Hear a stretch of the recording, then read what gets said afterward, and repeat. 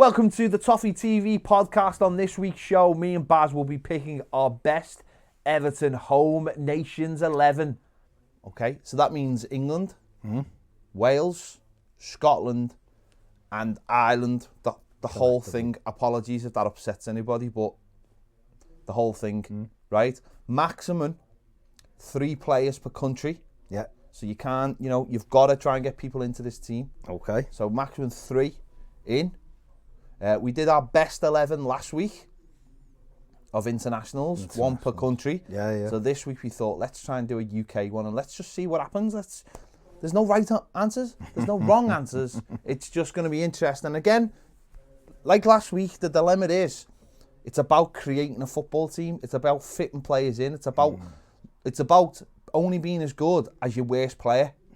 Yeah. So balance. It's about the balance, and it's not about that thing of, oh well, we can just squeeze every single player in, the best players.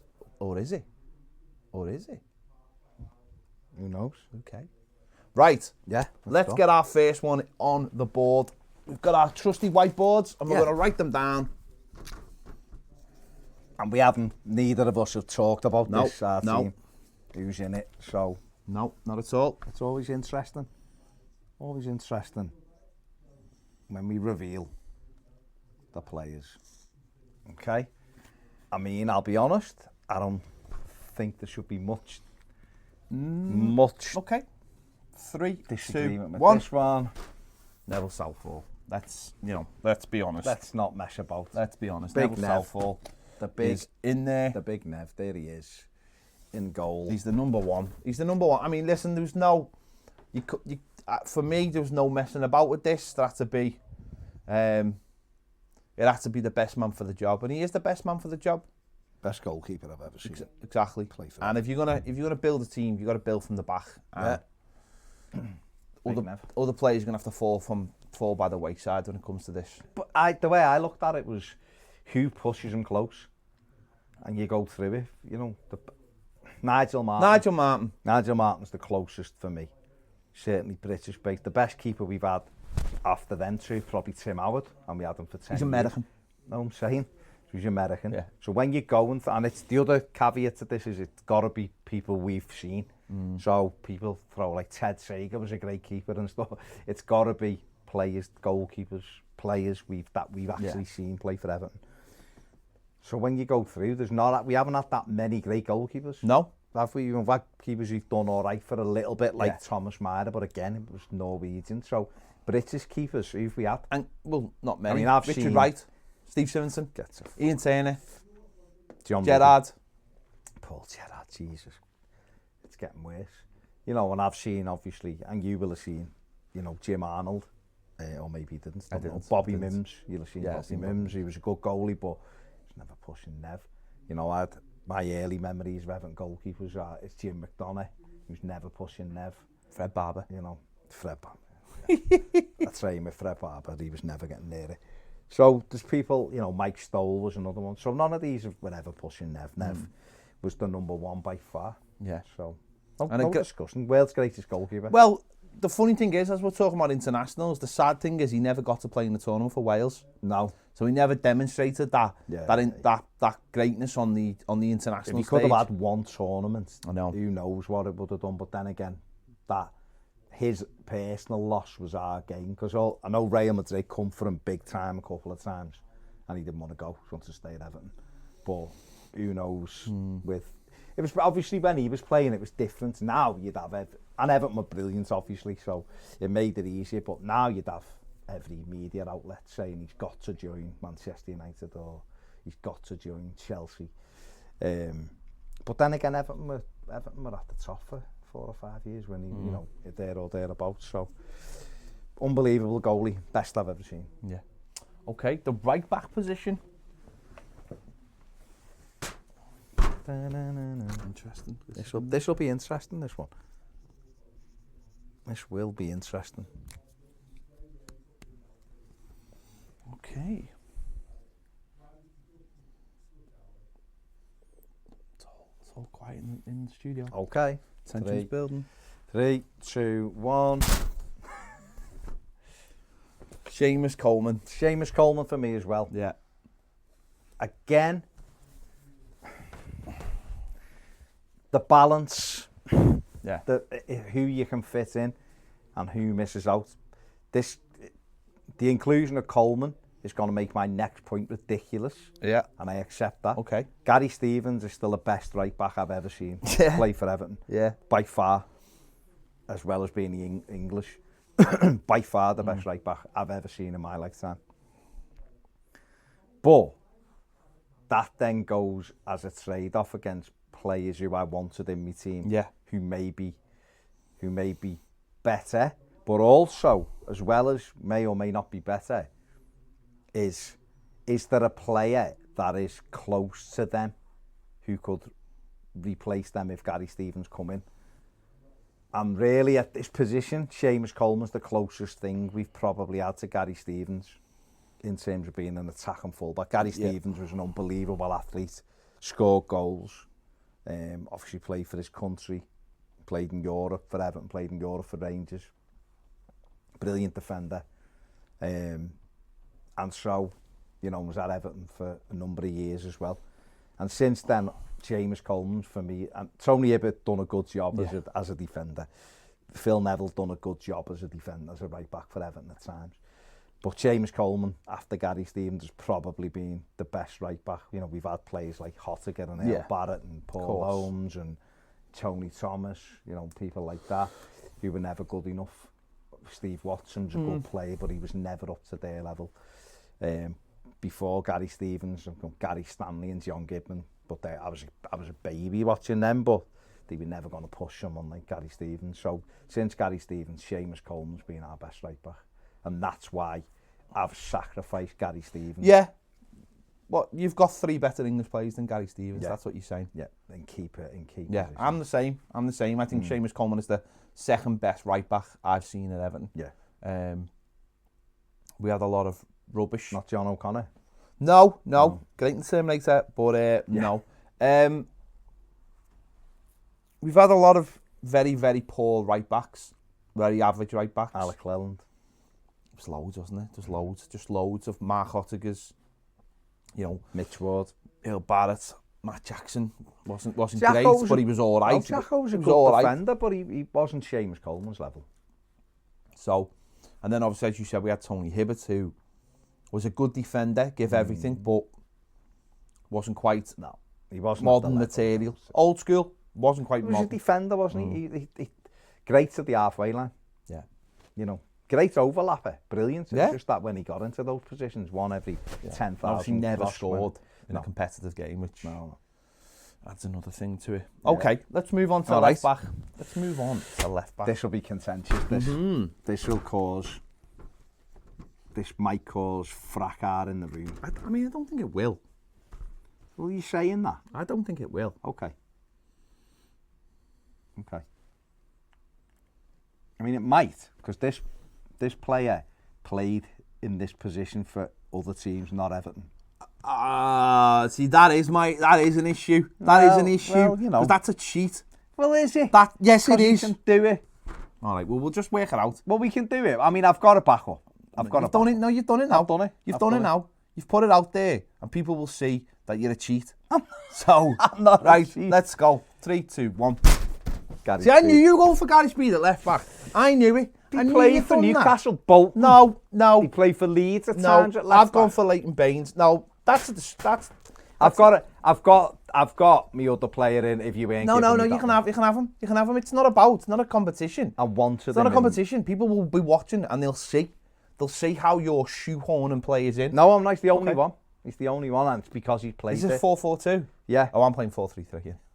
Well, there you go. You've changed the rules. No, I haven't. I haven't changed the rules. There's no hard and fast. But changing a player's position, I mean. Well, it's not. He's played there. If it was John Collins playing left back, I'd accept it. I'd accept it. I'd accept and he played there twice. I'd accept that. He played for Everton twice. Well, Gary Speed. All right, Gary Speed. Gary Speed. Well, now you're going to talk about him playing centre midfield for us while you've got him at left back. I'm not. Unacceptable. I'm not. Okay. I'm saying I wanted him in because he was a good player for Everton, and he played on the left-hand side at times, playing for Everton as well as playing through the middle. Okay. So he played in numerous positions. He just didn't play in that one. Not for Everton. No. But he did play there for Bolton and Newcastle. SDSC home. I can take him out because I have got me back up No, there. you've done it now. No, you've done it now. No, There's no, no back take up. it. No, you've done it. You've done it. No backups, you've done it. You've done it. We're not messing about with It's this. another Welshman. You've done it, it's fine. No, it's fine. I know who it is. It's Pathfinder now. Yeah. You've done it. You've decided you wanted... I wanted Gary Speed. It's weird that you've decided you wanted to fit Gary Speed in a position he never played in against the left-back in our greatest ever team, who was also Welsh and a left-back. No, I'm taking Speed out. I just wanted Speed in because I loved Gary Speed. Well, I've gone for Leighton... But Van der Now, no, Pat's in there. He's the like. Well, I've gone for Leighton Baines. Yeah. Again, I think he's the best left-back I've ever seen. I think he was better than Van der Now, better than Hinchcliffe, although you know, Hinchcliffe had a couple of good years and obviously won a trophy for us. Baines, just for me, embodies Everton Football Club. His class, his dignity, great footballer. Yeah. Had the chance to move, didn't move. He's just, people just love him. Yeah. And for me, and he's great in the English game as well. He is. No, but that to me is he's a player that you'll look back on, and it breaks me heart that he never won a trophy yet. Because he deserves to be one of those players that you look at and go, yeah, he won, because you just wouldn't go... Well, he deserves that, because I think you can give players who've won trophies, I think, can get a legendary status at a football club, especially at Everton, because we haven't won, we don't win something every other year, so that people go, well, no, but blah, blah. But I think because we have been starved of it, I think if an Everton team won the next Everton team that wins a trophy will be legendary, because they'll be remembered. It's the same way when people don't remember really, they don't treat the 95 team as legends, but they should really, because we're coming up to the 25th year since we won something. Yeah, they deserve like more respect, don't they? Baines, Leighton Baines will sadly won't be remembered like that, but he will be remembered as an absolutely fantastic footballer. To be honest, the best, again, you know, for the sake of having other players in my team, he's not in. But again, the best footballing left back I've seen play for Everton. Van der Now was a better defender and was nasty, and we won stuff with him. But Baines for durability as well for over a period of time. Said this last week when we were talking about him. You know, the players I kind of love are more attacking players, because I was a forward and I like that kind of play. But Baines I absolutely love, and he's a defender, and he's just a fantastic footballer. Great, I mean, sounds mad. I've said Gary Stevens, the best right back I've ever seen. Leighton Baines is the best footballing left back I've ever seen, and I absolutely love him, but he's not in the team. Because again, fair enough. 3 key areas from me. You're building a side, it'll all reveal itself as we go along. Well, Van der Now, who I've put in there, now Van der Now won. Look, he won everything with us that he could win, and was fantastic. And if he'd have been a bit more of a sensible character, shall we say, or he might have done more, and Everton might have done more, because obviously when we lost him through certain injuries, which we won't go into, it wrecked both him and us. But great defender. But Baines, outstanding. Brilliant. Right, let's move to one of the centre backs. The right side of the centre back. Let's see the right. Who have I got on the right side of there?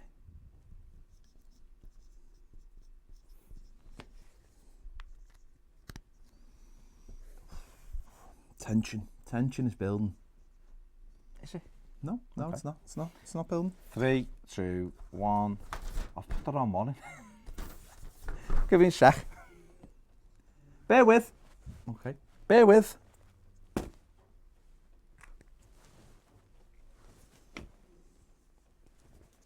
Tension is building now. Okay. Go on. 3, 2, 1. Goff. Richard Goff. Okay, I've gone for Dave Watson. Defender.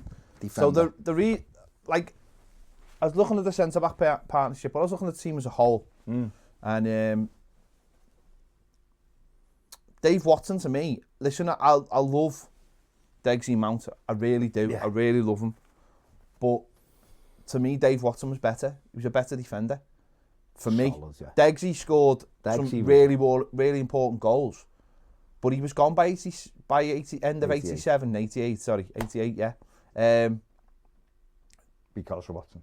Dave Watson came in 1986 and was still at Everton till, 99? 98? 97. When we stayed up. Yeah, 97. Not when we stayed up, but when Royal left, he was the manager. Yeah, he was the manager. He kept us up. 11 years. He kept us up that season. Lifted the FA Cup, obviously got a league title as well. People forget that. And he was just a magnificent defender and a magnificent ambassador to Everton Football Club. And I think because he moved away from Everton, went to Wigan, went to Newcastle, is now retired and is doing more things with Everton again. I hope that status is regained because to me, growing up, through my teenage years, he was my captain. Dave Watson was my captain, and I'm also very lucky enough to play with him as well. He was my captain. He was. When people say now, what does a captain do, or we haven't got a proper captain? Dave Watson was a proper captain. He led by complete example. Was popped up with important goals now and again. Put his head in where it hurt, but he was a leader, and he drove us on for so many years, and that's been forgotten in this generation, completely forgotten. And I don't get me wrong, that's not like, oh, damn kids. That's just because of the way the news cycle works, and because he's not connected with Everton, because he's not one of these people who've come back. He's not in the local media. He went away and decided he wanted a job after football, after playing, and that didn't revolve Everton. That meant going to Newcastle, and he's not become a manager. He was like a youth coach, and he's not someone who's always on TV or anything. But to me, he was my captain when I grew up, and I loved Waggy to bits. He was fantastic, and people always forget how good a defender was. And I remember you'll know this one yourself, in the lead up to Euro 96, England went to Hong Kong and played the Hong Kong 11, and Dave Watson played for the Hong Kong 11, and he was the best player on the pitch by I think England won like 1-0. 1-0, yeah. I think these obviously other things had gone on in Hong Kong with the England team, so maybe they weren't all completely up for it. But Dave Watson was amazing in the game, and that's not to say that was like, oh, we should have played for England. It was just and he was 36 or something. But it typified Dave Watson. Oh yeah, that he played in this game against his country in what really was just like an exhibition match. To get that weird kit, like a pale kit. This like exhibition match to get the England players some bit of time while they were in Hong Kong, which was basically was a boozy session. We all remember the dentist chair and stuff. And yeah, he was brilliant in it, and I just thought that typified Dave Watson. He just a fantastic fella, really, and I just wanted to get him in my side. Yeah, brilliant defender coming from Norwich. Wasn't a fan's favourite at the start, because obviously Degsy was a fan's favourite and had been brilliant for us. But Howard Kendall bought him because he was a leader. And put him alongside Ratcliffe, and the pair of them were, they were a great partnership for Everton. And Watson was brilliant for it. You're right, since he's moved, he's been forgotten, I guess. And I think once they go to other clubs, and he's been at Newcastle, and I'll never forgive him for that, because I hate Newcastle. You will. I won't either. To be honest with you, mate, he's not someone I look back and go, oh, what a play. But he was a good defender. He's not. There was always a coldness with Watson I never took to him. But he was a great defender. And I've met him, and I still, and it's a same with him for quite a while. And he is what he is, but he was a great defender for Everton. And what was brilliant about him was in like the derbies, even when he was older, Michael Owen couldn't get the better of him, and they scored goals past him, but they never give him the chasing. Owen should have given the chasing by the end, given how fast he was and direct, and yet Watson's so clever and so switched on, that he was absolutely brilliant. Oh, he obviously scored a derby winner as well, didn't he? Scored a massively important goals, the Newcastle quarter-final, one of the most important goals. But brilliant defender, come 900 grand from Norwich. Captain, won the league and the cup with Everton. All those years apart, 9 years apart. So, yeah, great signing, good addition. I've gone for Richard Gough, who, for very similar attributes really to Waggy come to us when he was getting on when we signed him. It was like very much like Paul Power. Didn't have the same effect in that we didn't win the league. Like when we got Power, but when we got him, people were like, "What? He's been in America and everything," and yet he come in, and for 2 years he was one of the best defenders I've ever seen for Everton. Classy on the ball, always had time. Again, talking about playing against the likes of Michael Owen, he was terrifying younger defenders. Just step back on the edge of the box and went, well, come on then. Nowhere for you to run, but if you feel free, kid. And he was just brilliant. You used to love the way he'd just bring the ball down on his chest. And he was good players always look like they've got time on the ball. Richie Goff always had time on the ball.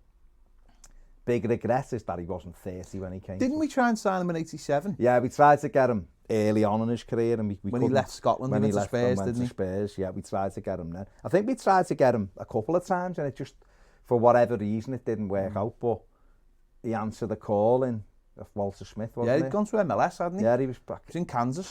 Yeah, in Kansas. And Walter Smith wanted some experience at the back there. Obviously, Waggy had left by then, and got Goff in, and he's in because he's in because I'm fitting people into a squad. You know, he's a good player. But he was a brilliant. He was a very good player. Absolutely outstanding. And again, he's one that people will look at and go, it's a Goff. But for a couple of years, and especially don't forget he's 38 at this time.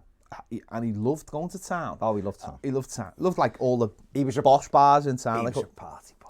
He liked the he liked the Aberdoch as well. He liked the motos. he really liked the motos. Who wouldn't? So he but he come in, like you've just said, he answered the call, and for 2 years when we had just like a load of dross and kids coming through and stuff like that, don't forget that, like Michael Ball and people like that, he was brilliant, and he was dead calm.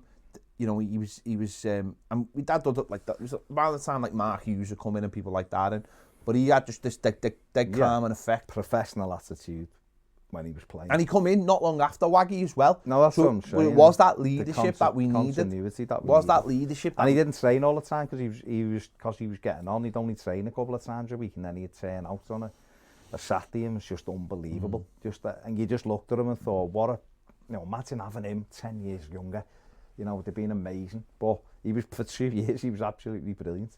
You know, when you look at British centre-backs who we've had, if you take the English contingent out that we've had, which would include, Watson and Midfield and people like that, Lescott, Jagielka, they've all been good defenders for Everton. You look around, we haven't had many outstanding. To me, it was a toss-up for me between him and David Weir, because David Weir was a really good defender, £250,000 from Hearts, come down, played right back early on, but turned out to be a great defender for Everton for a long time. Good captain as well. Another one who was very calm, could play, was very calm on the ball. But Goff just made more of an impact for me, and particularly putting him in a team with who I've got him in a team with, I think would have been a fantastic partnership. Okay, let's move on to the other centre-back.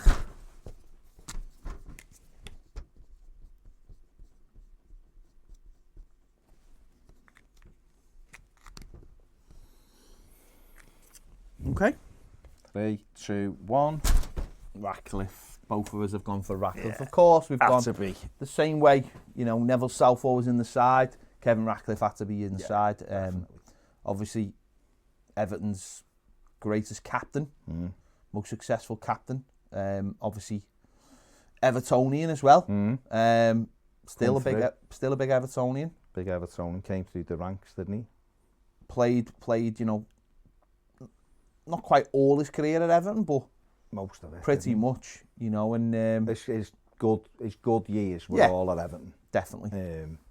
Played left back, started off at left back. Struggled a little bit, says himself. If anyone who's watched Howard's Way, you'll see that the famous 5-0 derby, he was sat in the stand, a couple of seats down from Brian LeBone, and we got done 5-0, and he said, Brian LeBone must have been looking at me thinking, if you can't get in this side, kid, you must be crap, because we were terrible. But he got in, and he got in. We had Mark Higgins at the time. He was another brilliant Everton defender who's back at the club now doing tours. Fantastic. And, Rats was in with him a bit, and then Higgins got injured. But he was outstanding for Everton Ratcliffe. When he was at his peak, oh my God, what a defender. What a defender. Pace, unbelievable. Wasn't the most comfortable on the ball, shall we say. He could carry the ball, but he always looked a little bit, but as a defender, hard as nails and lightning quick, would always recover.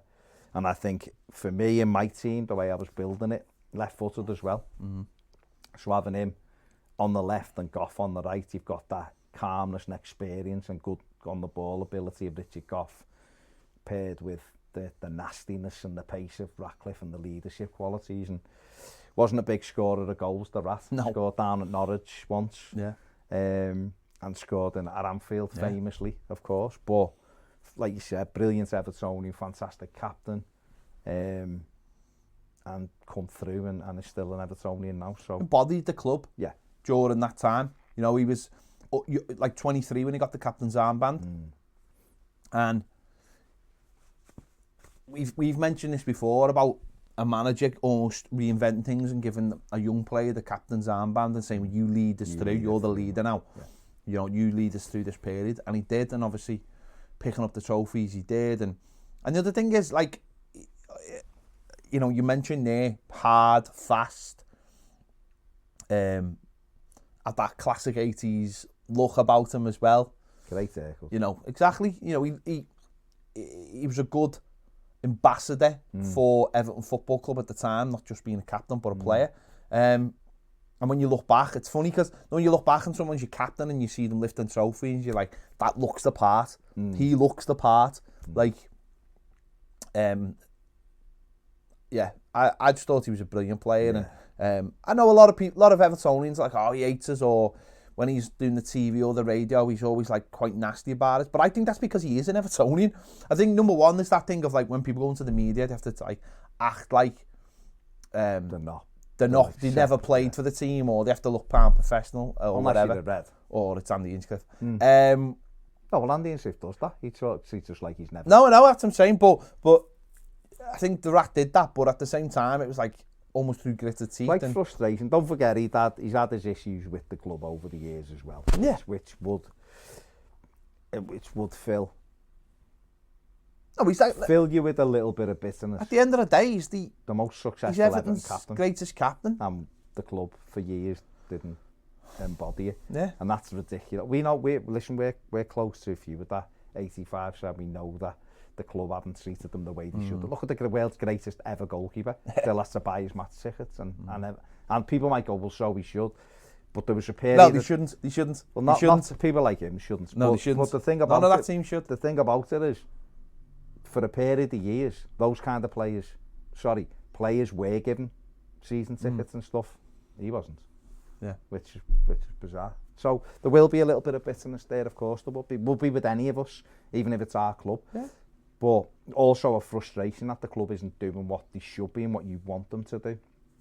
And Ratcliffe, yeah, I've listened to him and gone, I'm not bad saying that. But when you actually dissect what he's saying and look at it with a little bit, take your biased Everton head off, you kind of go, yeah, he's making sense. I have no problem with that. And he's the only person who can actually say Phil Jagielka's name right.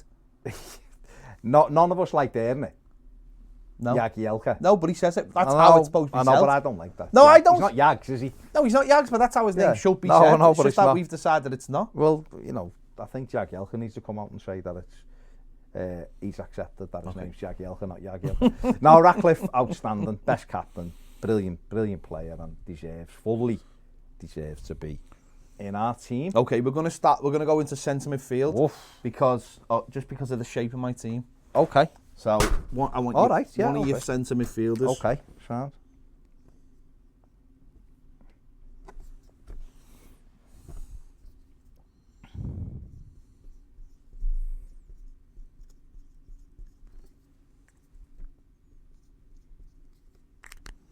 This might surprise a few people, this one, I think.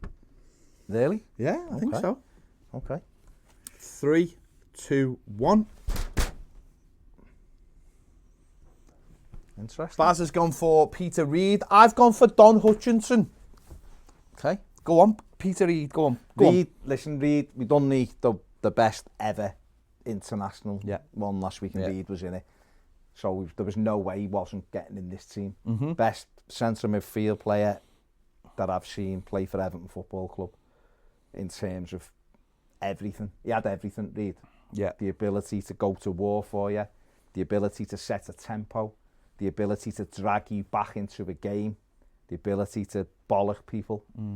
He could be anything you wanted. If you wanted to play footy, he was amazing. If you wanted to just have a scrap, come on then, we'll do it now, leave the ball. He'd done it in so many games, dragged Everton through so many games. With him and Andy Gray single-handedly turned a team full of prospects into the best team in Europe, overtaking the European champions, who unfortunately from this city as well, and we give them a chasing, and it was because of Peter Reid. Incredible. You knew when he wasn't playing, even though players would come in and do a great job, the likes of Harper and Richardson, Reid would come back and it'd go up another level. He was just unbelievable. He could do everything, and he dyed his hair unbelievably. But he was just a marvellous footballer, absolutely. From Eighton, was a red as a kid, and is the bitterest blue you'll meet now. Yeah. Just a fantastic footballer. And if you could recreate a Peter Reid and put him in this midfield in Everton's team now, this team would go into the top 4, even without anyone else. I guarantee you, he was that good, unbelievable footballer. And he'd been written off because he'd had horrific injuries. But in a time when broke his leg twice, unbelievable. In a time when people didn't always recover. Yeah, absolutely. No, he's amazing. Again, it's mad because you're absolutely right. How good he was. He was such a good footballer. Again, he was a captain on the pitch, but without being the captain. He didn't need to be the captain. And I think one of the reasons he didn't need to be the captain was because he was a little bit underhand. He didn't quite embody the club in terms of when you want to shine a spotlight on them. He embodied the club when you don't want to shine a spotlight. He was the one who went after Brian Marwood after he'd done Adrian Heath. He was the one who went after Bayern Munich players. Things like that. He was the nasty one. He was like your nasty cap. You have like your golden boy captain who might lift the trophy or whatever. He was the nasty captain. He was the one. Blatters was nasty, but he wasn't the same. He wasn't quite the same. Reid, don't forget as well, was basically Kendall on the pitch. Kendall was nasty. Howard had a frigging ruthless side. Everyone Lily would tell you that. Mrs. He had a frigging ruthless side as a player and as a manager. And Reid would carry out his instructions to a T, And obviously they were great. They became great drinking friends, and really continues to drink in Howard's name. Fair play to him. And on this lockdown, I fear for him because every day there's alcohol videos appear. But no, what an absolute unbelievable footballer, and what an unbelievable fella as well. Even now, you sit in the room with him, and you can just you wind him up and leave him, and he just entertains you with his tales, and he engages a room. And we went through a thing a dinner where he spoke and starts talking. And it was a tribute for him, wasn't it? Yeah, but everyone's like, aren't they? You didn't know all of them. You didn't know all of them. Played in the World Cup, transformed that England team. I said all this last week. Just an unbelievable player, and that's why. Again, that was one of my considerations with English players. He was one of them, and he had to be. Fair enough. So. No, fair enough. John Hutchinson. Love him. Again, listen, he very much like Goff for you. For Don Hutchinson was a player that answered the call when a lot of people probably thought, why are we going after? Why have we got this fella? This is mad. Go on. Is he in your team as well? Yeah. Okay. And he is. Because there's my team, and I can't show you it because you'll see the other players, but Hutchinson was Reid's partner in my team. So Hutchinson... So while you're talking about it makes sense for me to... So Don he came in, we got him from West Ham, didn't we? Sheffield, yeah. Went to West Ham. Being at Liverpool. Yeah. Got off, went to... He came to Everton and... Being with Howard, hadn't he? Yeah. That's why. And... He come in after Speed, didn't he? After Speed left, and we needed to fill that gap, that goal scoring number 10, but like a centre midfield, someone could get around the pitch, and he was brilliant. And obviously the links were there with Liverpool. He played for Liverpool when he was younger, and he was done a couple of silly things, but straight into the team, showed us exactly what we needed. No expectation when he come in. People were like, yeah, what? And he was that player that we all you talk about Reid there, and we've always had a decent coming off the back of speed, we've always had a decent someone in centre midfield. You know, later it was Kale. It's actually something Everton missed massively, and I've missed for the last, since Kale left really, or Fellaini, probably since Fellaini left actually, is that centre midfielder who can get into the box, arrive late, becomes that extra striker. And that's the needle. Yeah, and Don was like that, and he's almost like he's the fan on the pitch at times as well. Really, Evertonians really took to him, regardless of what had happened before. Had a little spat with Walter Smith, and then ended up leaving the club over very little, which was really sad because there was still Nonsense. plenty in the tank. But well, he went and proved it at West Ham and Sunderland. He was brilliant. Or he went to Sunderland. Then he was absolutely fantastic for Sunderland. Didn't want to leave Everton. Says it quite openly. Loved it. Absolutely loved Everton. Loved Howard, which was why he came. Didn't want to leave Everton. Absolutely loved everything about it. Was our captain. Don't forget. It was just unbelievable. When we 98, we come in under Howard, and obviously we had the Coventry thing at the end of the season, didn't we? We stayed up. And Hutch scored some big goals, you know, Leeds at home, and we had a couple of big wins, and he scored important goals. And then Walter come in, and he was in and out with Walter Smith. I don't think Smith fancied him at first and told him he could either go or whatever, and he went, no, I'm staying and I'll show you. And apparently it was a test by Smith, but he then became his captain and was brilliant. And him and Kevin Campbell, you know, Kev was in here a while ago, wasn't he? And he was saying, unbelievable player. When he went, he said, that ruined me, because we'd lost that player. Hutchison he was nasty, thread the through ball, get you the goal, control the midfield. He was absolutely brilliant for Everton. And it was something stupid, like $1,000 or $2,000 a week extra, which some other players were on more. You know, you'd talk about the likes of Nick Barmby's on well more, and yet we wouldn't pay our captain that extra couple of grand. And we were bringing the likes of Gaza in. Yeah, but it was only a couple of grand, and he would have stayed. He wanted to stay.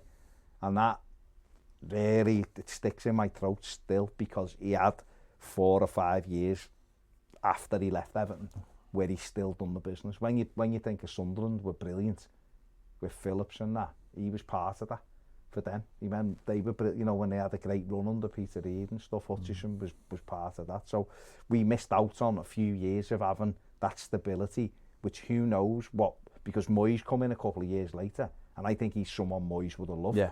So for a couple of years we might have had Hutchison. Who knows what would have happened? And it was that thing with Everton, which they do really well. They have a great thing and he somehow balls it up. Yeah. But silly choices, and Hutchison was one brilliant player, and that's why he's in my team as well, because he was fantastic, and I think him and Reid would have been a very interesting combination. And of course, I remember when he played for Scotland, and I remember England played Scotland in a 2-legged game for the to get into the Euros in 2000, I think it was for. Yeah. And he scored the winner. He scored the winner at Wembley. England went through, but I remember being in a pub and cheering because it was Don Hutchinson he'd scored. I didn't care. Yeah, I think I was made up he scored. Because England had won the first game 2-0, hadn't he? Goals, had scored a couple of goals. He scored, and I was like, I'm not saying I wanted Scotland to win, but Hutchison scored, so I was like, yes, and Everton, Everton play. Right, I better put my other centre midfielder in then. Go on.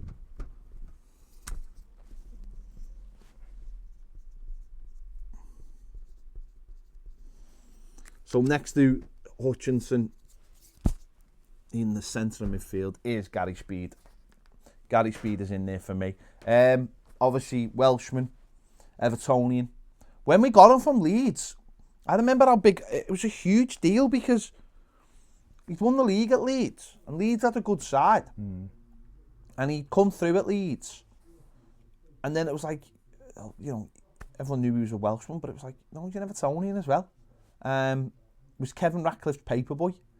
I knew he was a blue arse. He worked with his dad, Roger, isn't he? Yeah, Roger. Worked with his dad in Shell in Ellesmere Port years before. When he was in Leeds team and scoring goals, he was like, an Evertonian, an Everton fan. I was like, what? Because he was when they won the league, he was absolutely brilliant in the air. He had the stupid haircut, but he was brilliant in the air. And I remember thinking, I remember saying to Ashley, ask his dad would he come to Everton and all that, and his dad was like, yeah, he's a big blue, like. So when we got him, it just kind of seemed the right thing. It was like fitted nicely. When he came in, but it was a big deal. When he came in, it was an unbelievably good signing. Like, especially when we were trying to rebuild that, not like rebuild our team, but just because we had a decent team and we were one by one, and we'd had Andre the year before, and we were piecing it together. And you were introducing Gary Speed, and you were looking at going, the year before, we'd won the FA Cup. We got Andre Cancelo. Yeah. With the Parky and that had come to the fore. We had Duncan. So you were looking and going, piecing this team together, and he came in, and obviously Newcastle first game at home, and Duncan was just unbelievable in the game, and Speed just fed off everything Duncan won, and he obviously scored a goal and had a great season. Was brilliant for us. What's mad about that summer is though, we could have had Nigel Martin as well, and we didn't, and we could have had Mark Schwarzer that summer, so we would have had the goalkeeper. Yeah. We ended up with Paul Gerrard, but we could have had the goalkeeper and Gary Speed, which would have been two. We had an edge still, of course, but we would have had a proper person ready to take that on, which means we would have. But he was brilliant. Fantastic. Again, we ballsed it up. You know, we ballsed up the whole of the end of the season. Well, that season he scored the winner that secured our status against Tottenham at home. Yeah. The header went right out, got off on the motorbike. Yeah. Him and Speed were in midfield, weren't they? And Gary Speed scored the header. We beat them 1-0 at home. One of the few times we beat Spurs, which is mad. And we got to the end of that season, and that was the season of you'll be pleasantly surprised in the summer. We'll get a world-class. And you were thinking, oh, we do get a good manager, and there's money there, and we've got Gary Speed, and we've got Duncan, and we've got, you know, we'd sold Cancelo by then, hadn't we? In that. But we had the likes of Barnby. But we still had good players. He was top form at the time. And then again, you know, he has a fallout with Howard for whatever reason. And the next minute he's going to Newcastle, and obviously he was vilified for that, massively vilified at the time. Because he wouldn't. You know, because the club spun it in a certain way. He wouldn't say why he left, kept his dignity. And people kept that, unfortunately, kept that grudge to the day he died. And which is bizarre. Yeah, and then, you know, since then, more sort of truth has come out about it, and people have, you know, realised that what was the point? It's just football, but just and it wasn't what people no thought. Of course it wasn't just, you know, it wasn't someone going, I'm abandoning a sinking ship. There was more to it, of course there was more to it, but I wrote Walter Smith a letter to come back. I always, I mean, I was a teenager at the time. You're always, I mean, same when Rooney left, you're angry for a while, and then as you grow up a little bit, you start realising there's more to these things. But you know what? Just a fantastic footballer again. Someone who played for the shape, someone who played for the fan on the pitch. Yeah. And I remember, I actually like scored in a derby at Anfield. Yeah. I actually remember where I was when I found out he died. I was actually playing in a game, and we had a lad from Real playing for us, and he scored in the game, and he played centre midfield, and he was, honest, I'm not making this up, his name was Onions, because no one could pronounce his name. It's Ynyrs, or Ions, but everyone called him Onions. That was his nickname, and he was exactly like Gary Speed. Welsh lad from North Wales, played centre midfield and scored a ridiculous amount of goals for the team I was playing for, like an Everton supporters team. And he'd scored. And then someone on the sideline said, Gary Speed's been found dead. And then it was like, everyone on the pitch was just like, for the whole, like wow, like Gary Speed's been found dead. It wasn't, played the game and afterwards went home, and it was mad, like, you know what I mean? But I remember that dead clear. It was dead weird how he scored the goal, like. And, but and I remember going to Goodison Park, and I had one of our shirts with number 10 on, and I went up and I hung it up on the railings outside, like. But just a great player, and again, never, like, you know, could have gone on and been an Everton manager. Short again, money. Could have gone on and been an Everton manager. Oh God, yeah. I think easily. He wanted to. He said he wanted to, didn't he? And doing a great job at Wales, and the Welsh success they had was because of the stuff he'd put down. Yeah. Before Chris Coleman, to be fair, did credit him with that. But yeah, I remember being in work. It was a Sunday, wasn't it? Yeah, it was Sunday. And I remember going, it was when I was working in social services, and I had to go and do a home visit, and I got in a car and I was driving to the house, and I had a radio station on that I don't listen to anymore, but they were talking about it, and I had to pull over like for 5 minutes, which was mad, but because he'd been give me his boots and everything, I've still got these seats in the me loft, but just because he was such a young man as well, and to lose him like that was horrific, obviously, what was going on. But as a player, again, so frustrating, because he was one that did go on, play for Newcastle for years, play for Bolton for a few years. That's the annoying part of it, isn't it? That, again, like Hutchison, you know, he went far too soon. Best years were not over on a football pitch. And you look and go, what difference could he have made to that Everton side? Don't forget, we signed some good players. We just never quite had them at the same. You know, the core would have been in there with speed, and then, you know, he was still playing when he was playing for Bolton when he spanked us when Moyes was here. Yeah. So, he's a player who Moyes would have loved, and he would have loved Moyes. He would have loved the discipline. Yeah. Gary Speed, the one thing before we finish that people mightn't realise is that he loved routine, hard work and discipline. And if you equate that to Howard's final year, you'll see why maybe he didn't like a lack of professionalism. Yeah.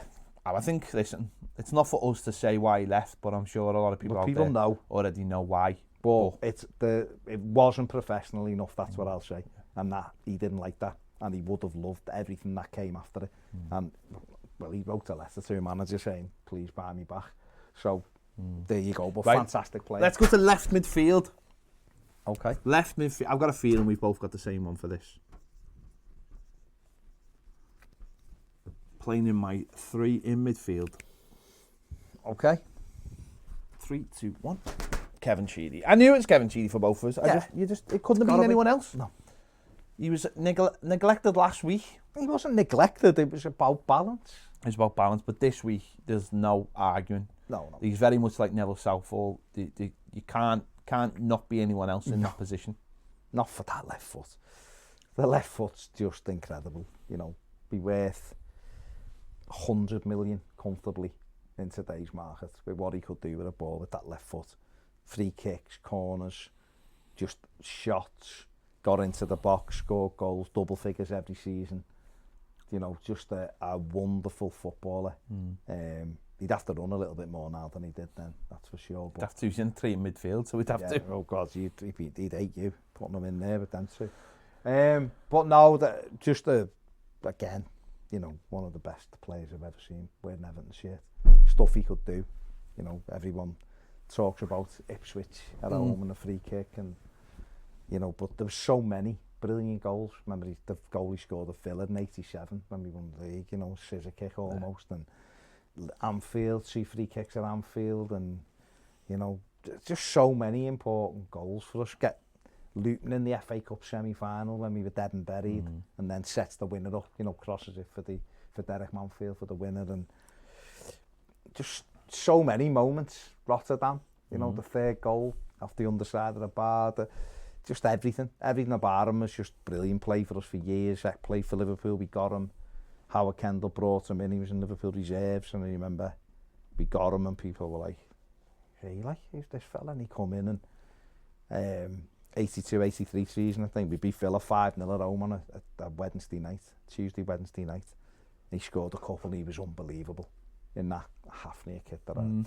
Not the lovely one with the diamonds, but the other one that had the little, you know, the round badge and the 2 little white things. Brilliant, absolutely wonderful footballer. Brilliant for Everton for years. Played for us for 9 years or something. And went on, of course, to be part of the academy and give some stuff back. Got over bowel cancer brilliantly, you know, and just a great player, and had to be in my team, definitely. Yeah, definitely had to be in the team.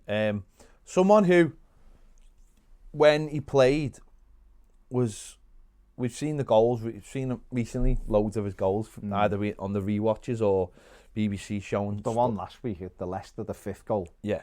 The chip over. Well, the that was keeper. the thing about him is that his goals were, he's someone, we spoke about this, like, for absolute world class, he was world class. Yeah. Or had a world class left foot, whichever way you want to look at it.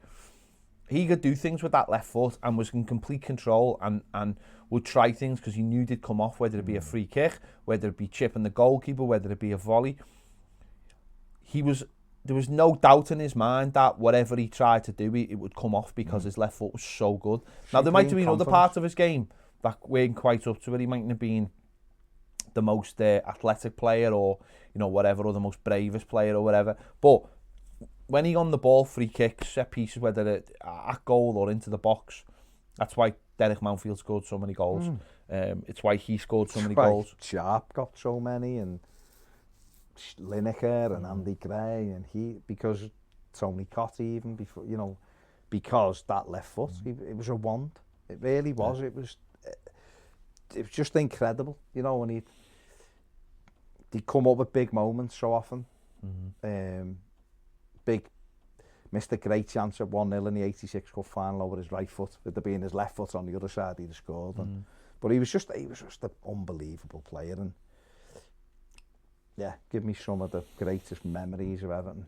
Again, someone who probably doesn't get the credit he deserves because maybe, I don't know why he wouldn't, probably because he just played for Everton. But again, someone out say Don Hutchins before. I remember when 1990 World Cup, being in a little tiny bar in France, everyone all around this little telly on a campsite, England versus Ireland, and he pops up with a goal for Ireland, and I was delighted, absolutely delighted. Left foot from the edge of the box, 1-1. Yeah, Gary Lineker equalised, but he was just brilliant. Again, just a player who just I grew up with, him playing, and I just thought everyone was as good as that because he was so good. I expected everyone to pop free kicks in. I used to always love the little free kick routine. I never understood why.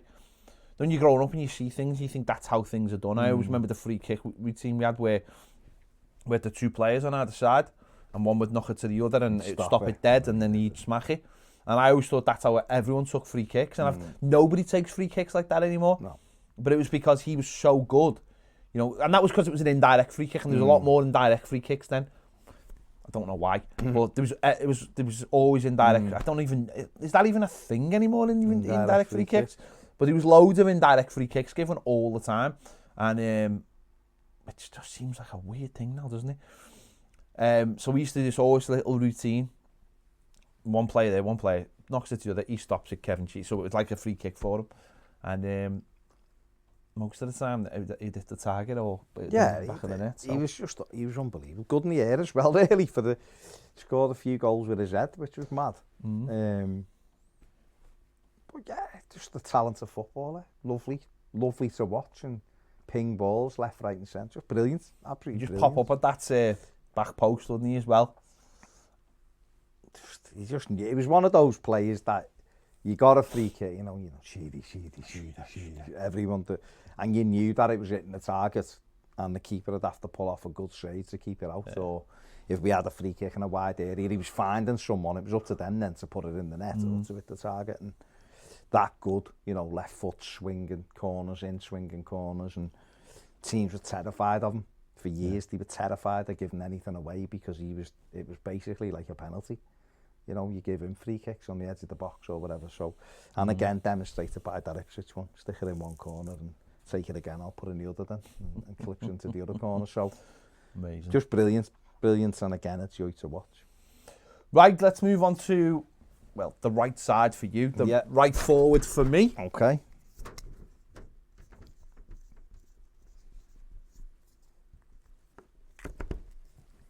Three, two, one. Okay, I've gone for Wayne Rooney. Baz has gone for Trevor Steven. Go on then. Trevor Steven, the best right-sided player that I've ever seen for Everton. Andrei Kanchelskis, unbelievable. World class, unbelievable. But Trevor Steven was just different gravy. Different, coming from Burnley.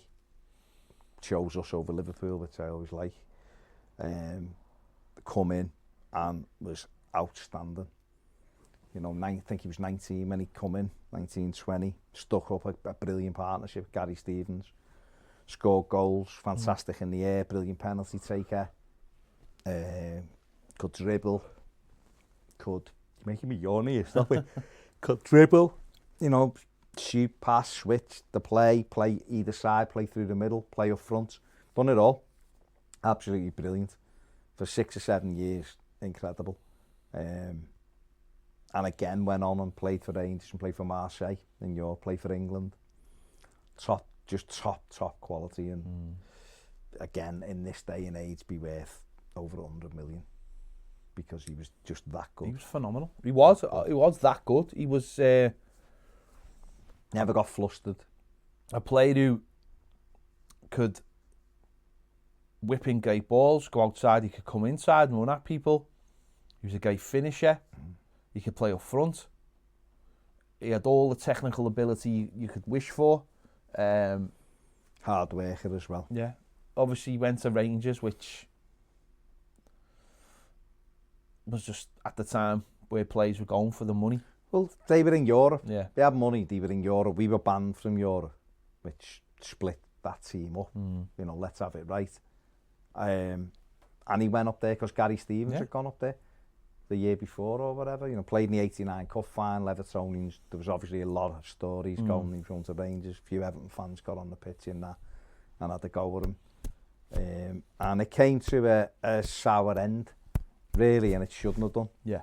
You know, it was, the fact was, he'd won the league, he'd won the cup with us, but he wanted to play in Europe. He was also watching the team deteriorate. And the team was getting worse, and as fans, you just think these players feel exactly the same as you do, but for them, it's a career. It's a career, and he was from Berwick upon Tweed. He wasn't from Scotty Road or but whatever. Even that though, he was an Everton. Like, no doubt in my mind that he's an Everton fan. Oh, he says it himself. But you've also, as a player, you only get a certain amount of time, and is, you know, arguably don't forget he stayed. Yeah. Longer than Others. Some of the top ones Yeah, who had gone. You know, when he'd looked around and seen the team getting worse and going, we're replacing Peter Reid with Stuart McCall and Mike Milligan.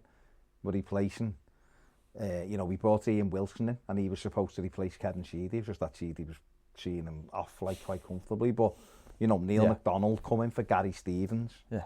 And you're looking at that team and going, well, hang on, this team's getting worse year by year. I still want to play for me. Yeah. And he proved that. He went and played in the Champions League semi-final for Marseille, I think. And I know it was a different format. Or for Rangers, it might have been against Marseille or whatever. But he went and played for Rangers for a few years and then went abroad. He went, and he played. He went to Marseille when Marseille were at the cutting edge as well. Yeah. Whether that was legal or not, but he went over there, and I think, I think he done well over there, and he'd always done well for England. Maybe not as appreciated because of other people, maybe just by name played more for England, but he was a great player, absolutely superb player. And, you look back and you look at the big moments. Bayern Munich, that's like, that celebration is my favourite ever. Just that, no, turning around, like you saying about not being flustered, but turning around and just doing the finger. Like in one of the biggest, he just sealed the game for Everton. One of the biggest nights in Everton's history. Yeah. Well, you win leagues, but that was the first ever European final that he sent us to. You know, when he does that, Rotterdam scores the second goal at Rotterdam, put us 2-0 up. You know, runs away and does the jump and all that. You know, again, not going off his head. Loads of important goals. Yeah. You know, loads of important goals. He scored 11 penalties. The goal he scored in Sunderland. Sunderland, outstanding. First touch from Bracewell's pass is incredible. Into left foot. Finish is incredible. Left foot. Leicester away that year when he's up front with Andy Gray. The flick on header to Andy Gray to score. Just so many moments. Yeah. He'd pop up. We had, you talk about great teams and you talk about how you win leagues or how you're successful. Kevin Sheedy, double figures. Trevor Stephen, double figures. 2 strikers, double figures. Gary Stevens, 6 or 7. Derek Mountfield, 15. Van den Houw, 4 or 5.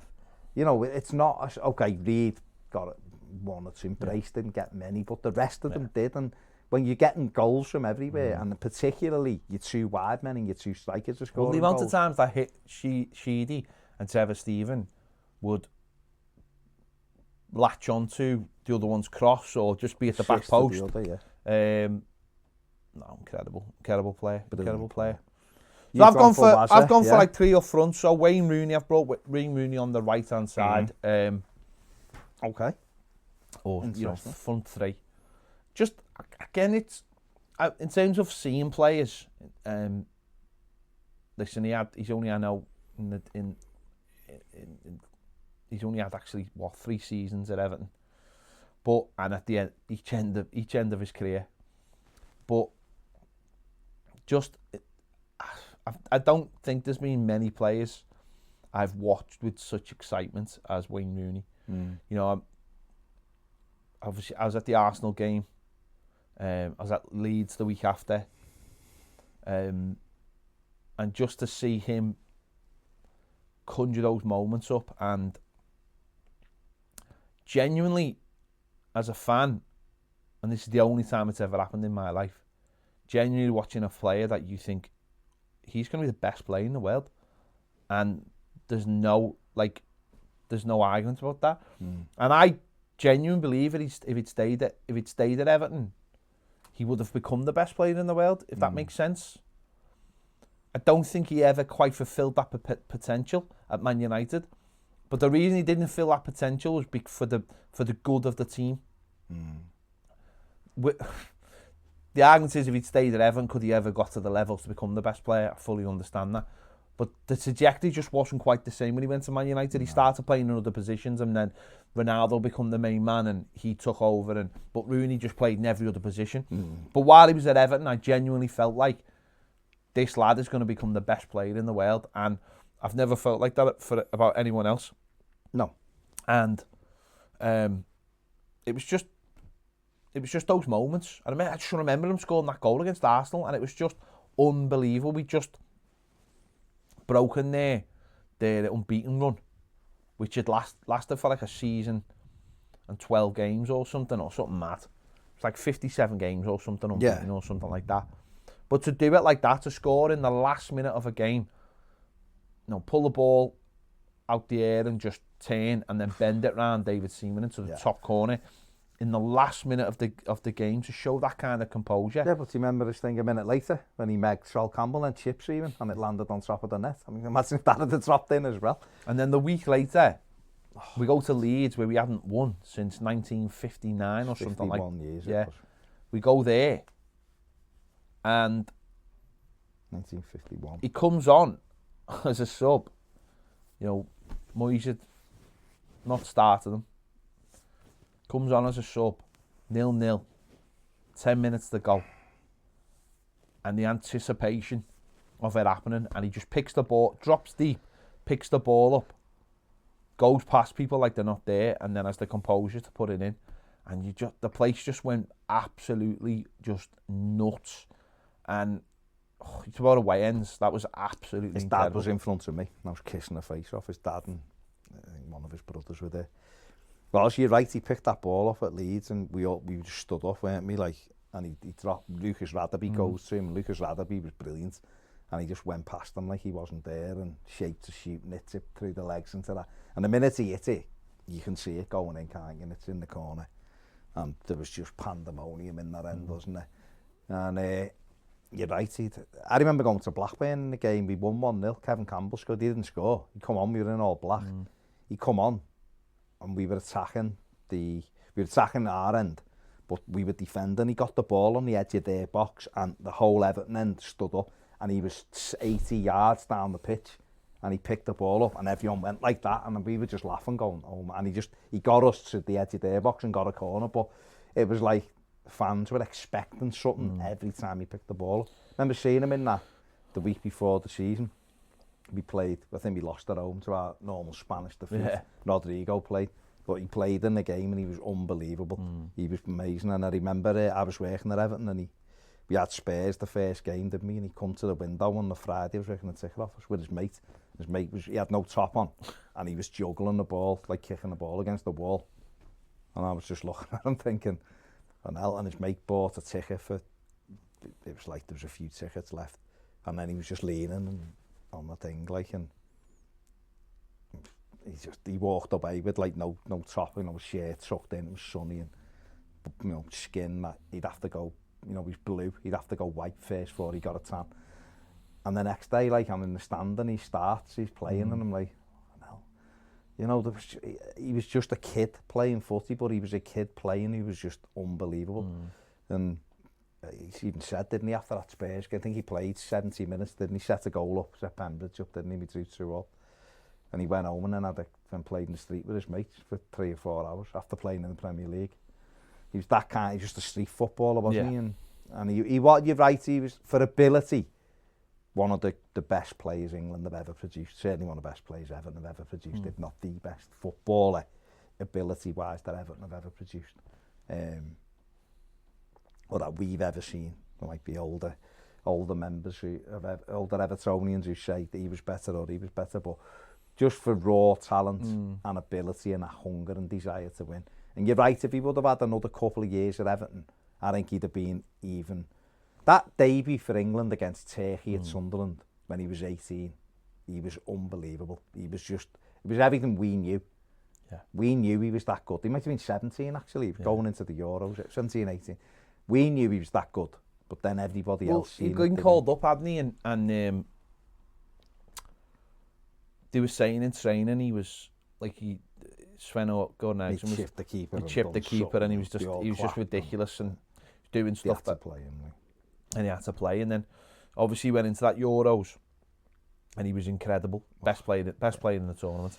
And obviously he got that injury, and a lot of people believe if he hadn't got that injury, England would have won it. Because he was just unbelievable. We had Beckham and people like Gerrard and people like that. And we had him at the top end of it and scoring goals. England would have won it, and obviously Everton we talked about that before. Everton were in a different position. But I mean, I remember games like the Bolton game. The Bolton game was just unbelievable. Like Darren Moore, the splits. Yeah, Darren Moore when against West Brom, stood on the ball, where he was standing on the ball, and Darren Moore was like, "Oh, if you continue like that, you won't get anywhere." And it's like, "Sorry, who are you?" Yeah, like he was unbelievable. I remember him scoring down at Portsmouth, and remember him telling in that West Brom game, telling Kevin Campbell to go to the 34-year-old Kevin Campbell to go to corner flag at 16, and that was how good he was. Kev said, he was just ridiculous in training. And then obviously, listen, he went away, blah, blah, blah, we all know. But then he come back. And I was thinking about this the other day, and, is the season he come back might get forgot about or dismissed. But he was brilliant for the first half of the season. We should never, looking back, we shouldn't have got rid of him. No, but, like, I don't know what I mean. I genuinely mean. Silva was in too much of a rush to try, and Brands probably, to put their thing on.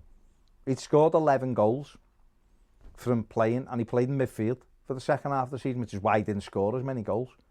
And also he should have been And he should have been managed He should have been better. in and out of games rather than playing like an hour in every game. Some games he should have been on the bench, and other games he should have played the full 90 minutes. We were never getting what we should out of him. And Ancelotti or Duncan would have used him much better. But that season, that's the first half of that season. Oh, he was brilliant. You think about the goals he scored. Hat-trick against West Ham. Hat-trick against West Ham. Winner at Newcastle. Winning the first game of the season. I watched the team the other day. One popped up the other day on my timeline. It was the goal he scored against Arsenal at home. Bent it into the corner. I know we got battered in it, but he bent it, and it's just like, what a goal. And I couldn't understand when they got rid of him, because it was like, couldn't promise him games, and it was almost like, we need to... No, financially, but I still think he still had more in the tank for I do. I still think he could have played another year at Everton. I think Everton would have benefited from another year of him. I do. Other people might disagree. No, that's fine, I think you're right, and we could have benefited from it. Whether or not it was the right time to let him go, that's a different argument. Yeah. But I just look at him and think highest scoring goal scorer for England. Won everything. Won everything with United, and I know that's not to do with us. But as an English player, I've never been, as I said, and this is why he makes my team. I've never been as excited about a player, witnessing a player on the pitch. There's talent, and then there's just that thing, that extra little thing, and he had that. It all, oh, he was amazing. He had it all. Absolutely. And the thing is, he went on to to prove that he had it all. That's the big thing. Yeah, yeah. It wasn't a case of Ross Barkley who you were going, this kid looks like he could be it, and he's not really done anything. No. Rooney went on to do it all. So fantastic play. Right, let's get to the first striker you've gone for.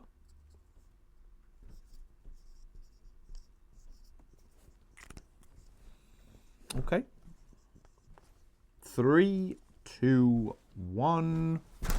Graham Sharp. We've both gone for Graham Sharp.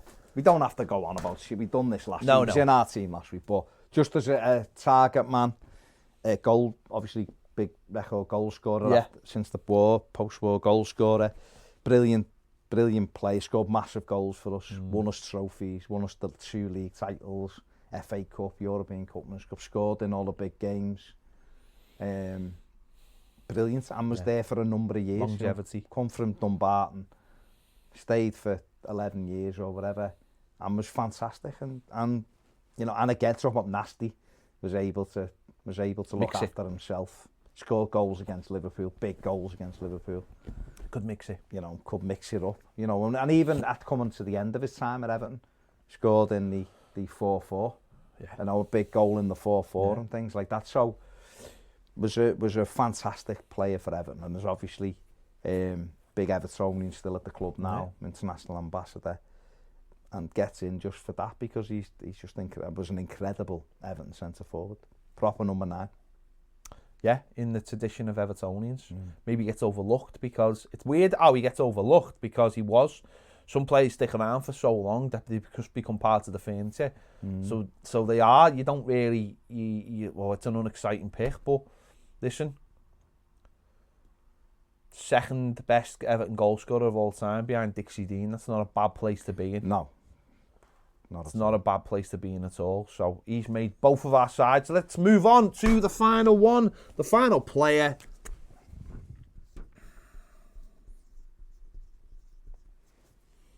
Okay, 3, 2, 1. He's gone for Lineker. I have gone for Duncan Ferguson. Watson, yeah, thinking he's your third Englishman. Yeah. I've gone for Duncan Ferguson. So go on, Gary Lineker, go on. Gary Lineker, quite simply, is the best Everton centre forward I've ever seen. Fair enough. For goals. No, you're not wrong. Not the whole package, because there's, like I've just said, Graham Sharp brought you goals and could hold the ball up and was fantastic in the air.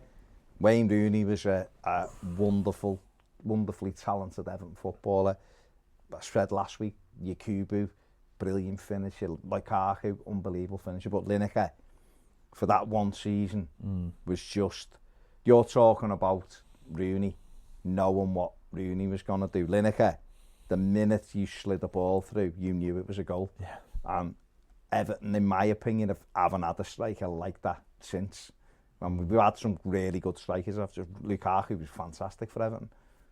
But Lineker, you were stunned if he missed. And that, to me, is a massive mark of how good someone is when that Oxford game gets talked about. I said this the other day. Yeah. Oxford away gets spoken about because that was literally the only game he missed chances in. Do you know what I mean? Yeah. Whereas, like, if he'd have done that, and it'd just be like we lost that game, but people go, the Oxford game, and Lineker forgot. Everyone knows he forgot his boots. They weren't his normal boots that he wore. Everyone knows that story because every other game he scored. He scored, and remember him getting a hat-trick against Birmingham City at home early on. You know, to start him off, 3 brilliant goals, you know, and he scored a winner down at Tottenham, he scored in the FA Cup down at... He was just unbelievable. He really was, and it's, again, talking about players who Everton could have benefited from. And I know we won the league when we sold him, but we'd have won the league. No, we'd have won the league with him. That doesn't matter. That doesn't matter what happened after he left. You know, he was... phenomenal, like phenomenal. And I know people, listen, I'm too young to fully appreciate him in terms of, I always just remember when he left and I hear my dad and other people say, well, the team changed because of him, but he still scored enough goals really to win us what we needed to win. So, well, we couldn't run us up in the league and lost in an FA Cup final. Yeah. So we were a differ away exactly. from winning the double. So you can't say, and it was like, well, 87, we went back to what we were, but he still scored enough goals. In terms of just being a footballer, he was just goal scorer. He was amazing. He says it was the best team he ever played for. He says Everton sold him. He didn't leave. You know, he played in the World Cup, got top goal scorer. The biggest mistake Everton ever made was not putting a buyback clause in his contract when he went to Barcelona. They should have got first refusal on him when he was coming back. You know, instead of him going to Spurs. Because he still scored a hell of a lot of goals. And he was still only about 28. So... Well, we shouldn't have sold him. We only sold him, and everyone knows this story, but because Howard was going to Barca, and he wanted him with him. And so we sold him to Barcelona based on the fact that our manager thought he had the job. But the club should have gone, well, hang on, no. He's got 3 years left. He signed a 4-year contract. He ain't going nowhere. We'll sell him next summer if we have to, or the summer after. Don't forget, these are in the days where Bosman wasn't in. So you weren't ever losing a player for nothing. So we had protection. He should have stayed. If he'd have stayed, we'd have still won the league in 87. We'd have won it because he scored enough goals, and those other players would have done what he did. Yes, we changed from the way we played in 85, but we didn't go back to the way we played in 85 and 87. We were just brilliant because we had a brilliant set of players, and he was brilliant. And like you say, it wasn't as if we finished 5th in 86 with him, and when we went back to the top. We were runners up. We'd have beat Liverpool, went on an unbelievable run. Don't forget, when we beat Liverpool in Anfield, I'm sure we went 9 points clear of them. When Ratcliffe scored and Lineker scored in that as well. By the way, an absolutely brilliant goal. Slid in and just clipped it past the keeper at the Kop. We should have won it. We cocked ourselves up. We lost down at Forest when we should never have done. Missing chances. We got beat 1-0 down there. You know, which pulled Liverpool into it. We went to Oxford. We should have beat Oxford at Oxford. We should have at least got a point, but we should have beat them. You know, and then we played bloody Southampton on Saturday at home, and he gets a hat-trick. You know, we win 6-1 because he's like that to the crowd. I remember being in the Gladys seat, the front, and he was like, everyone started that thing where the black story goes down, Liverpool are getting beat because they were down at Chelsea, and Lineker turned around and was like, 1-0 or something, and everyone's like, yeah. And so, because everyone starts cheering in the ground, and the next minute, talking about a crowd, Everton just went, bing, bang, bang, bang, 4 goals immediately, 4-0 up at half time, like, took the piss, as if, like, we can win this, like, let's step up. And they come out in the second half, and we ended up winning 6-1, but it was flat, because they come out knowing Liverpool were winning, and then the crowd didn't cheer again, so they knew that they'd won, but... You know, and then he scored again on the Monday night against West Ham. He beat them 3-1. Then he scores a week later in the FA Cup final. He was just unbelievable for us. And if we'd have been in Europe, we'd have won the European Cup. There's no question about that. Stour won it. We'd have pissed it. With Lineker, we would have pissed it because we were by far the best. And that's why he's in my team, because he was quite simply... And you know how I feel about Duncan Ferguson, but as a footballer, oh my God, unbelievable. When people ever ask me who was the one player... If I could have now from the 80s, I always say Lineker. Yeah. And people go, and you go, no, for one season, he was amazing. And it doesn't matter what happened around him. For one season, he was amazing. Don't forget, he'd been brilliant for Leicester, which is why we bought him. He was amazing for Leicester. There was a few teams after him. He'd come to Everton because we were the champions. Exactly. Liverpool wanted him, Man United wanted him. He come to Everton because we were the champions, and he was amazing for us, and we sold him. You know, if we'd have said... Well, that was the beginning of our downfall, selling Lineker. Yeah, because where Liverpool went away after we'd won in 87, when it got Beardsley, Barnes and Aldridge. And Houghton, Houghton. But they went and got the three of the best players in the country at the time. And then 88, we couldn't get near them. You know, obviously, you know, they went on and won the league in, 90? We couldn't get near them because they bought out those 3 players. Bought when they were strong. And we didn't. We sold when we were strong. No, but that's what I'm saying. Where we won the league, we just started buying crap players. Whereas Liverpool were like, well, we need to fight back here. Start the fight back. Well, what was mad was we sold Lineker but bought Dave Watson. Because we knew, you know, he wanted another centre-back. Obviously, he felt as though we needed to be stronger. And we won the league with him. But if he'd have kept Lineker as well, That's what I'm saying. We would have won the league Well, you anyway. just said why he sold him. So yeah, well, that's, and he's that's admitted that himself. No, he did. He said that himself. So, he'd signed a contract that he so thought was yeah. thingy. So amazing player. So you've gone for Duncan. Well, I've gone for Duncan because probably a little bit, you know, I've looked at the players that I've used. I've looked at the squad, and I thought, well, if it comes down to one more, to be honest, I couldn't think of any more Irish players for number one. That's how he feeling, no? No. Kevin Kilban, nearly. Yeah. He's but I thought Duncan just embodies my life as an Evertonian. Really, you know, he came in '94 when we were all desperate for a hero. Full Bonnie Tyler. Absolutely desperate for a hero. I was a teenager. I'd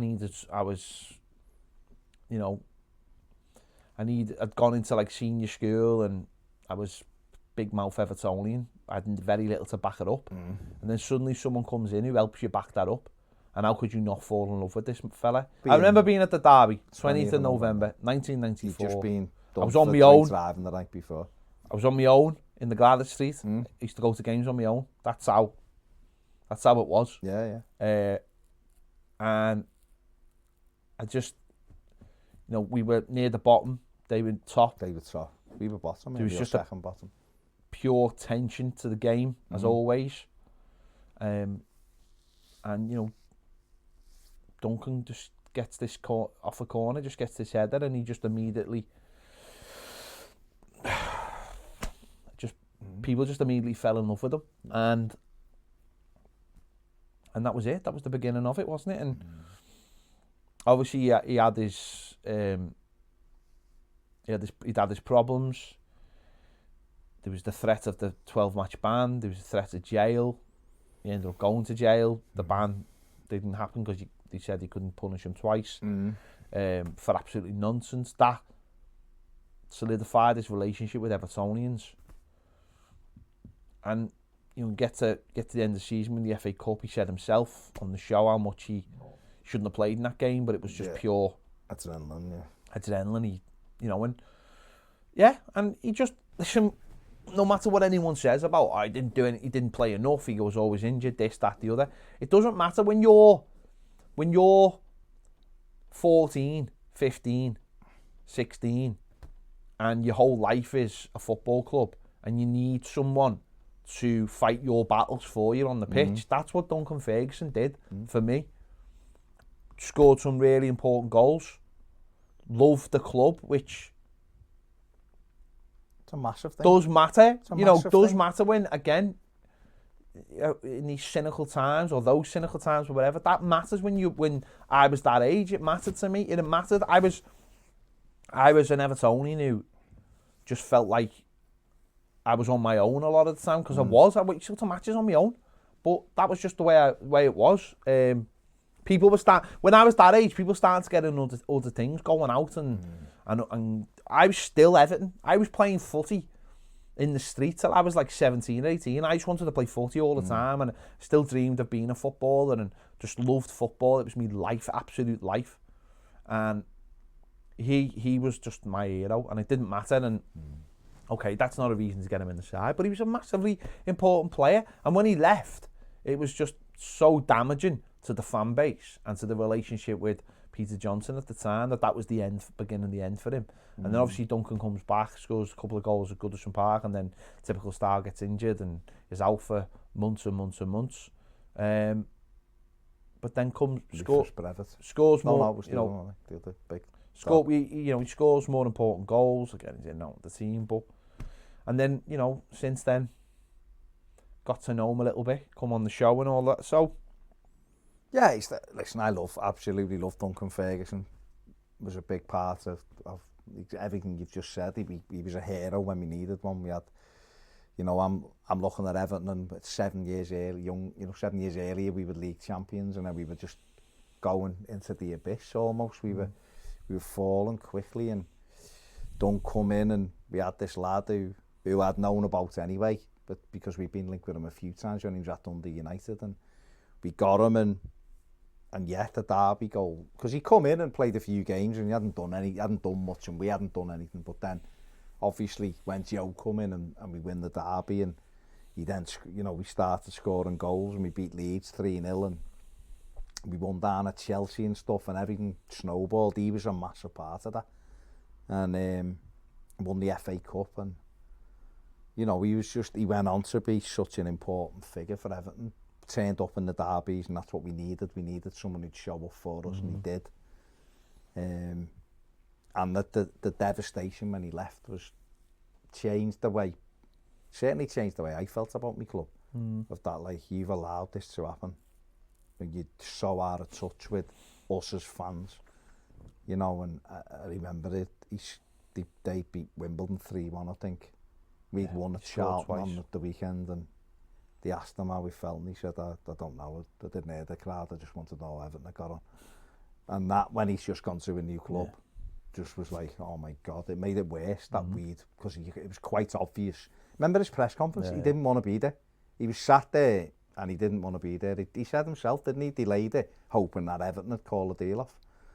When he went and he was brilliant. He was good for Newcastle. I thought he was great, didn't he? Had him and Shearer off front. But when he come back, I was working at Everton at the time, and the buzz, and knowing is this happening? Yeah, he's back today. And then he was back, and it was unbelievable. And seeing how many people were outside in the park end, and then, we come on as sub at Leeds the first game of the season. We lost 2-0. But then Charlton at home on the Wednesday night, Tuesday, Wednesday night, we beat them 3-0. And Gaza played, and Jeffers and Duncan got that tackle. He had 2, didn't he? But was done from behind by Richard Rufus. It wasn't Rufus Brevis. And he showed us the scar. He was out for 4 or 5 months, and it just curtailed everything, that the momentum he'd picked up. But he went on and still was instrumental in us finishing 4th. Scored big goals that season that people kind of forget. Norwich away and Man United at home and Birmingham 3 days later. We were getting beaten. He scored, come off the bench and scored. And he was everything. When you look back, apart from that team, that the 80s team, it's just burnt into my mind as as like the epitome of what Everton is.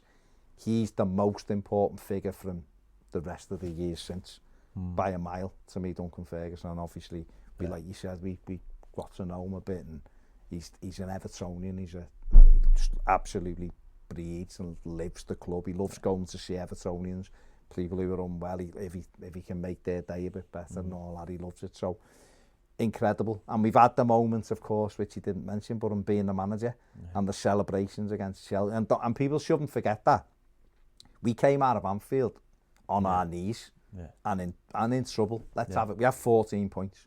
We were in the bottom 3. We were in trouble after being spanked at Anfield, and he dragged us off the canvas to beat a Chelsea team. We were bouncing everyone. We beat them 3-1 at home, and they were 4th, with players who'd done nothing. And he got us, he had us, the only manager post-war to have only manager in Everton's history to manage more than 1 game and not lose in the league. So he's got that.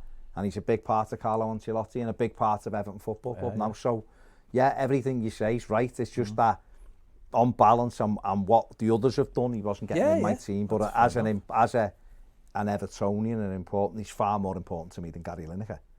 But I would have Gary Lineker because of the football with the goals. So, outstanding. I think to be honest, I think the 2 good sides. I think it'd be an interesting game between the 2 of them. I mean, you'd have to have that rule on Pez where can they both play, but it's good that we've had a little bit of a different players as well. I think that's important. But Hutchison's a mad one, because I put him in and was thinking, because I love Don Hutchison, I still love him now, and think, I didn't know whether you'd be like Don Hutchison, and he's in yours, so interesting. It's all about time and place, isn't it? Some people, there'd be kids now who wouldn't be listening to this or watching this and thinking, Don Hutchinson? What? Don Hutchinson? But to us, again, it's that time and that place. Gary Speed meant loads.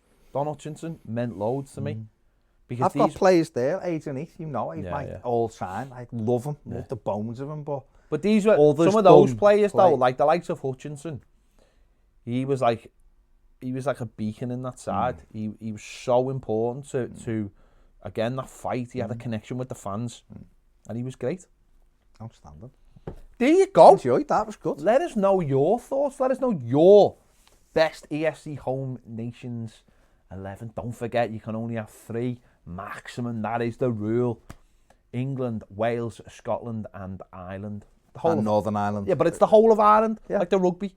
Okay. The whole of Just Ireland. Ireland, yeah. The whole, They're the home nations. yeah, the Can you whole of Ireland. just pick your team, will you?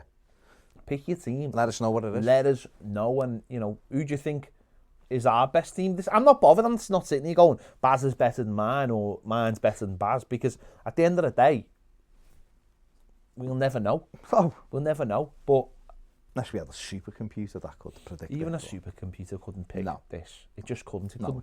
It couldn't cope with the variables. There you go. So let us know. Thank you for watching, and we'll see you later. And listen. See you later.